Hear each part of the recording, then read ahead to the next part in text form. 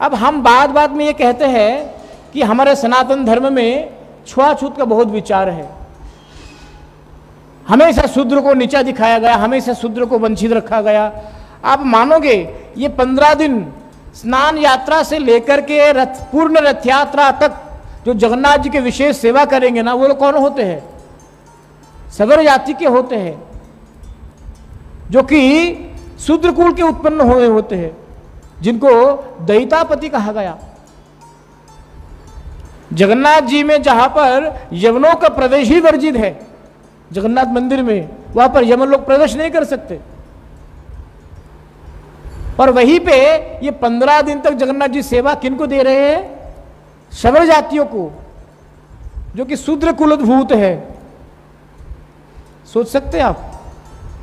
इसीलिए हमें सनातन मैथोलॉजी जो है, मैथोलॉजी में हमारा यदि जानते हम कुछ भी नहीं है, बस हम प्रश्न कर देते हैं। इसलिए जगन्नाथ जी ऐसे सबर जातियों को सेवा प्रदान किया है जिनको समाज में कुछ भी मांगलिक क्रिया करने में किसी भी प्रकार के अधिकार ब्राह्मणों ने नहीं दिया।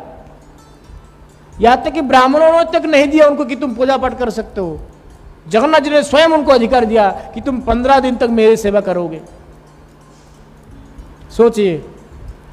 तो इसीलिए ये जो दैतापति होते हैं ना, अभी जो जगन्नाथ जी जो इस समय अनावसर काल में हैं, इस समय क्या होता है, उनके विशेष विशेष सेवा में जो साल भर के पंडे लोग पूजा करते ना, वे भी नहीं रहते, उनका भी अधिकार नहीं है वहां रहने की। क्योंकि ये जो सेवा है ना, ये सेवा अंतरंग सेवा है। जब हमारा कोई अपना बीमार पड़े तो बहुत नजदीक जो होते हैं ना, वही तो उनका ख्याल रखते हैं। तो जगन्नाथ जी इस समय अस्वस्थ लीला कर रहे हैं। जगन्नाथ जी के जो बहुत ही अंतरंग भक्त होंगे, वही तो उनको सेवा करेंगे उनकी।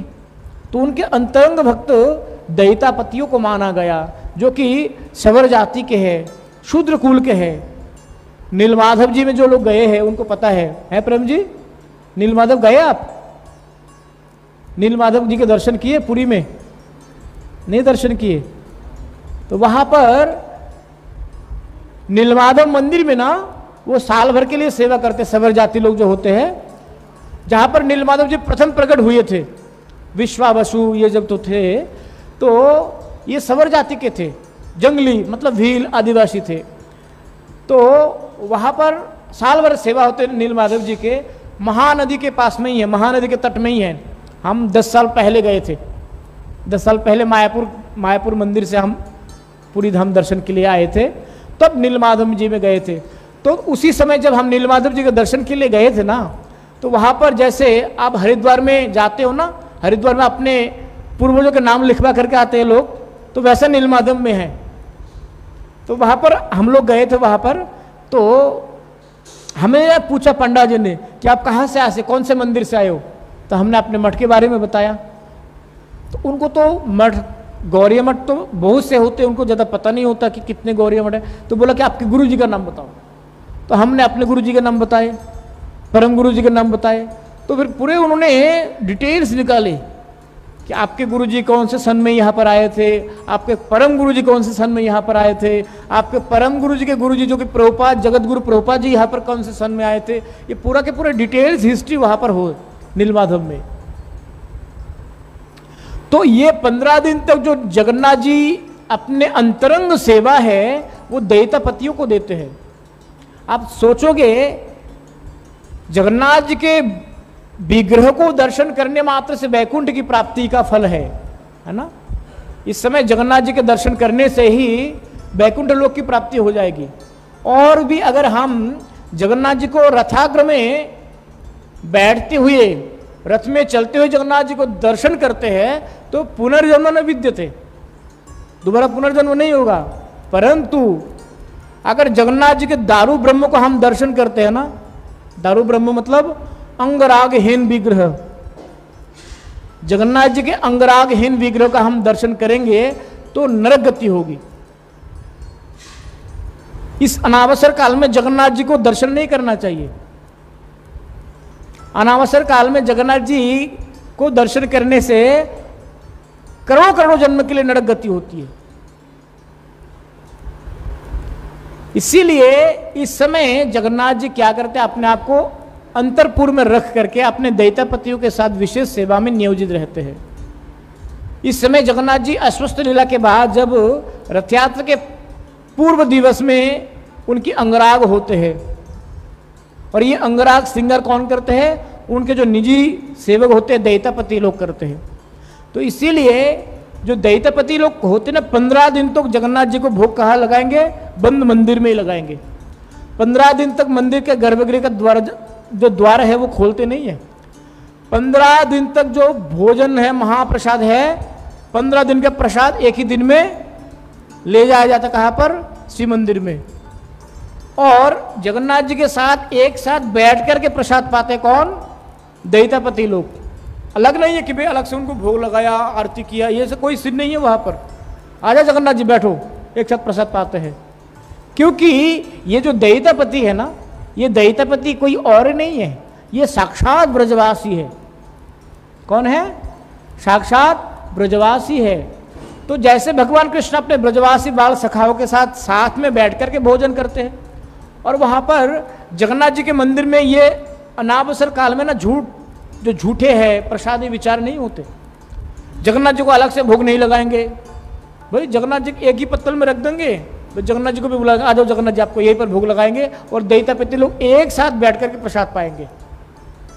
जिस जगन्नाथ मंदिर में इतने नियम है, इतने परंपरा है, इतनी निष्ठा है, उसी जगन्नाथ मंदिर में अनावसर काल में दैत्यपति यानी कि शूद्रों के साथ बैठ करके स्वयं जगन्नाथ जी भोजन कर रहे हैं।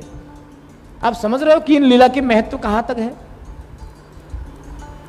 क्योंकि जगन्नाथ जी हमेशा ये कहना चाहते कि अमा होते अमा भक्त वरो, चाहे वो मेरा भक्त किसी भी कुल में आए हो, किसी भी योनि में आए हो, अगर वो मेरा भक्त है ना तो वो सर्वोत्कृष्ट है, सर्वश्रेष्ठ है। तो इसीलिए जगन्नाथ जी ये अनावसर काल में दैत्यपतियों के साथ मिल करके भोजन करते, एक ही पत्तल में, सोचिए। और क्या करते हैं कि 15 दिन तक जो प्रसाद भोग लगते हैं ना जगन्नाथ जी के मंदिर में, वो 15 दिन तक बाहर नहीं निकालते। रथ यात्रा के एक दिन पहले ना वो सब के सब प्रसाद बाहर निकाल देंगे। पोछा तक नहीं लगते 15 दिन जगन्नाथ जी के मंदिर पे, पोछा तक नहीं लगते, कोई सूचिता विचार नहीं है। वो अपने बाल सखाओं के साथ, देखा नहीं भगवान कृष्ण ने जब वन भोजन के लिए गए कुलीन भोजन में, तो वहां पर क्या किया, कृष्ण ने दाएं हाथ से खा रहे, बाएं हाथ से खा रहे, उसके झूठे चाट के खा रहे, उसके चखे हुए आम को फिर वो खा रहे हैं। ब्रह्मा जी का देख के सिर चकरा गई, भाई ये भगवान हो ही नहीं सकता, भाई ये शुद्धि विचार नहीं है। बाएं हाथ से कोई खाते हैं भला, बाएं हाथ से कुछ भी भोजन करेंगे उसका हमें पाप मिलते हैं। बाएं हाथ से हम अगर जल भी पान करते हैं ना, जल ग्रहण करने से भी बाएं हाथ से अगर हम जलपान करते हैं, मदिरा पान का फल मिल जाते हैं। इसलिए वैष्णव लोग बाएं हाथ से ना तो कुछ देते हैं और ना ही कुछ लेते हैं। बाहर के लोग क्या करते पता है, दाएं हाथ से खा रहे और बाएं हाथ से जल या फिर बाएं हाथ से कुछ और चीजें ले रहे होते हैं। वैष्णव लोग दाएं हाथ से ही कहेंगे और दाएं हाथ से पानी पीते हैं। बहुत से लोग इसमें घिन करते, देखो दाएं हाथ से लगा हुआ है फिर उसमें पानी पी लिया, क्योंकि आप बाएं हाथ से कुछ भी खाओगे ना वो आपके लिए विष के समान है। तो कृष्ण कुछ विचार तो किया नहीं, बाएं हाथ से खा रहे। ब्रह्मा जी को सर चकरा गए देख करके, भाई ये भगवान हो ही नहीं सकता, ये भगवान नहीं है। परीक्षा के लिए उन्होंने परीक्षा लिया, फिर ब्रह्म विमोहन हुए, फिर क्षमा याचना किए। तो ऐसे ही भगवान क्या करते, अपने अंतरंग पार्षदों के साथ ना अंतरंग लीलाएं करते। वहां पर वैदिक नियम वो लागू नहीं होते हैं, सब कुछ नियम वहां पर ताक पर रख देते भगवान। सब नियमों को ताक में रख करके वे अपने भक्तों के साथ लीला करते हैं।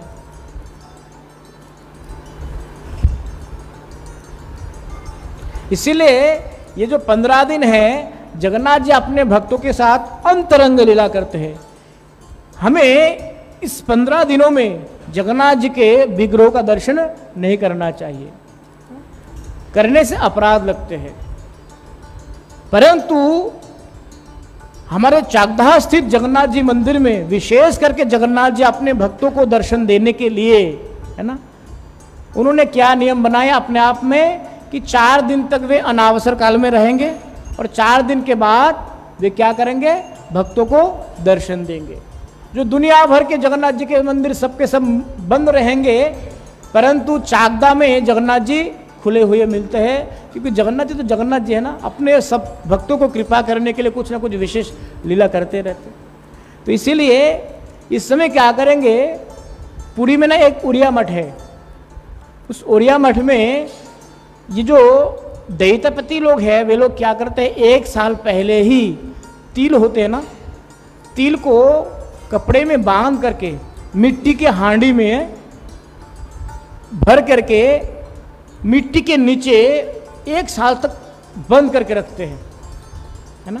1 साल बंद करने के बाद स्नान यात्रा के पहले उन 1 साल पहले जो बंद किया हुआ तिल है उनको निकाले जाते हैं, निकाल करके उन तिलों के तेल बनाए जाते हैं और उन तेलों से जगन्नाथ जी को 15 दिन तक लेपन होता है, तेल मालिश करते हैं जगन्नाथ जी को 15 दिन तक। हमारे जो पूज्यपाद भक्ति जो तपस्वी महाराज जी थे, वे जब भी जाते थे पुरी में ना, वो तेल ले आया करते थे, जो जगन्नाथ जी को मालिश करते है ना, वो तेल ले आते थे, तेल, चंदन, सुगंधी। तो इस प्रकार से जगन्नाथ जी की अंतरंग सेवा इस समय उनके दैतापति लोग करते हैं।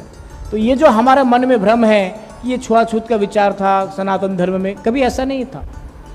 आप सोचिए कि सनातन धर्म में जो हमारा अगर छुआछूत का विचार होते, कहते ना कि एक कुएं में जल पीने नहीं देते थे, अगर जल नहीं पान करने देते थे तो वो कुआं खोदते कौन थे, कोई तो होंगे जो कुआं खोदने आते थे। अगर ब्राह्मणों ने कुआं खोदते थे तो ये कहना गलत है कि ब्राह्मणों ने अपनी सुविधा के लिए किसी और को सेवा में लगाते थे, स्वयं खोदते थे वो, फिर या तो फिर स्वयं खोदते थे, अगर स्वयं नहीं खोदते थे या फिर किसी से खुदवाते थे, तो जिनसे खुदवाते थे वो शूद्र वर्ण के ही होते थे। अगर किसी के द्वारा खोदे हुए कुआं से वो जलपान कर सकते हैं तो फिर इसमें छुआछूत का विचार कहाँ हुआ। ये हमारे मन में विदेशियों के द्वारा भ्रम फैलाया गया है और कुछ नहीं है।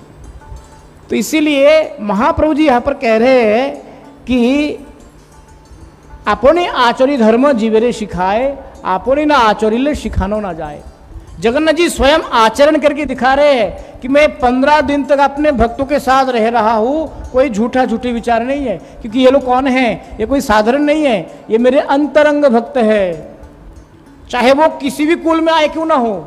जो साल भर के पांडा लोग पूजा करते हैं, ब्राह्मण जिनके जनेऊ हैं, जिनके पंचरात्रि विधान से जगन्नाथ जी को पूजा करते हैं, साल भर पूजा करने के बाद जो बीमार पड़ जाते हैं जगन्नाथ जी ना, जब वो अस्वस्थ हो जाते हैं तब उन पांडवों को जगन्नाथ जी पूछते नहीं कि भागो तुम यहाँ से, मुझे नहीं चाहिए तुम्हारी सेवा। तब वे किन को बुलाते हैं, जब हम अस्वस्थ हो जाए ना तो हम किन को याद करते हैं, अधिकतर अपने प्रिय लोगों को याद करते ना।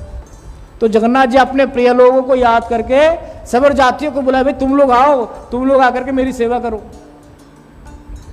ये लोग तो वैदिक नियमों में बंधे हुए हैं, वेद में जो कहा गया होगा उसके अनुरूप ही करेगा, जो वेद में नहीं कहा गया वो करेगा ही नहीं, है ना। जो कुछ भक्त होते हैं, भाई जो गुरुजी ने कहा वही करना है, इसके आगे कुछ नहीं है। उसके आगे भी तो कुछ होता है, जो उनके मनोविष्ट क्या है, उनके मनोविष्ट को समझ करके उनकी सेवा करना, यह वास्तविक सेवक का लक्षण होता है। हर बात कहना होगा या हर बात कहेंगे जरूरी नहीं है, उनकी मन की बातों को समझने के हमें प्रयास करना होगा। उसी प्रकार जगन्नाथ जी स्वयं यह आचरण किया कि भाई ये दैत्यपतियों को, सबर जातियों को मैं अपनी सेवा प्रदान के माध्यम से, जो जय भोज शई वरो अभक्त हिंसार, कृष्ण भजने नाही जाति कुलादि विचार। जो भगवान का भजन करता है ना वही श्रेष्ठ है, चाहे वो किसी भी योनि में क्यों ना आया हो, किसी भी जाति में क्यों ना आया हो, जो भगवान का भजन करता है। तो इसीलिए महाप्रभु जी कहते हैं कि जो जगाई माधाई है, इनका जो भी निंदा करेंगे, जो भी निंदा करेंगे, चाहे वो ब्रह्मा विष्णु महेश्वर ही क्यों ना हो, इनके निंदा करने मात्र से ही उनका सर्वनाश हो जाएगा। क्योंकि ये भगवान हर युग में, हर स्थिति में, हर परिस्थिति में लीला करके यही सिद्ध करते हैं कि भक्तों की निंदा, भक्तों की अवमानना जहाँ जहाँ भी होते हैं वहाँ वहाँ भगवान क्रुद्ध होकर के उस स्थान का सर्वनाश कर देते हैं। इसीलिए कहना कि उद्धव जी को भगवान कृष्ण ने कहा ना, आचार्याम माम विजानयात न अवमन्येत करहिचित न मर्त बुद्धा सुयतो सर्वदेव मयो गुरु, कि आचार्य से मैं अभिन्न हूँ, मैं वैष्णवों से अभिन्न हूँ। वैष्णव लोग मेरे हृदय में रहते हैं और मैं वैष्णवों के हृदय में रहता हूँ, इन दोनों से मैं पृथक हूँ। इसीलिए भगवान और भक्त ये जो तत्व है, इन दो तत्व को आत्मसात करने के लिए हमें भक्तों के आश्रय में रहना होगा। भक्तों के आश्रय में ना रह करके हम अपने बौद्धिक क्षमता से, अपने वैचारिक बुद्धि से कभी भी इनके महत्व को नहीं समझ पाएंगे। इसीलिए स्वयं महाप्रभु जी आचरण करके दिखाया है कि वे भक्तों के संग में रहा करते थे। अकेले रहने से ना, अकेलेपन से हमारा मन अधिकतर भटकने का ज़्यादा चांस रहता है। तो महाप्रभु जी इसलिए अपने हमेशा भक्तों के साथ रहा करते थे, भक्तों के साथ रह करके वे लीलाएं करते थे। और केवल साथ नहीं रहते थे, अपने भक्तों के साथ रह करके भक्तों के माध्यम से वे हरि कथा श्रवण करते थे। महाप्रभु जी को जरूरी है कि वो कथा सुने, जो स्वयं कथा का ही प्रतिपाद्य विषय हो, उनको कथा सुनने की क्या जरूरत है। परंतु महाप्रभु जी बार बार करके ध्रुव चरित्र, प्रहलाद चरित्र श्रवण करते ही रहते हैं। जैसे पूज्यपाद विष्णु महाराज जी कल बता रहे थे कथा में कि गुरुजी ने विशेष करके उनको ये आदेश किए, ये उपदेश प्रदान किया कि आप कुछ भी पढ़ रहे हो पढ़िए, है ना, भगवत गीता पढ़िए। भगवत गीता अति उत्तम ज्ञान है, भगवान का शब्द ब्रह्म है। परंतु कभी ना आप भागवतम में जाकर के प्रहलाद चरित्र के बारे में श्रवण कीजिए। प्रहलाद चरित्र, ध्रुव चरित्र आदि भक्तों के चरित्र श्रवण करने से भगवान की कृपा को हम समझ पाते हैं और अपनी स्थिति के बारे में हम अवगत होते हैं। अगर प्रहलाद जी के जीवन में हम जब पढ़ते हैं ना, तब तो हमें ये लगता है कि हमारे जीवन में तो कुछ भी नहीं हुआ। हमें कौन आसमान से कोई फेंका है क्या? हमें कोई पत्थर में जाकर के हमें गिराया क्या किसी ने? हमारे परिवार वालों ने हमें जान से मारने की प्रयास किया? कुछ भी नहीं है हमारे जीवन में। तो इतना संघर्ष जितना कि प्रहलाद महाराज ने अपने जीवन में सहा है। परंतु प्रहलाद महाराज अपने जीवन में कि रक्षिष्वति विश्वास गोतृप्त वर्णम तथा, कि हर स्थिति में भगवान ही मेरी रक्षा करता है, यह विश्वास प्रहलाद जी के मन में इतना तीव्र थे कि भगवान हर परिस्थिति में उनको रक्षा किया। उसी प्रकार हमें ये 6 प्रकार के शरणागति अपने जीवन में अपनाना होगा, तो ही जाकर के हम क्या करेंगे, महाप्रभु के करुणा को, भगवान की अहेतु की अनुकंपा को आत्मसात कर पाएंगे। वांछा कल्पतरुभ्यश्च कृपा सिंधुभ्यैव च पतितानां पावनेभ्यो वैष्णवेभ्यो नमो नमः।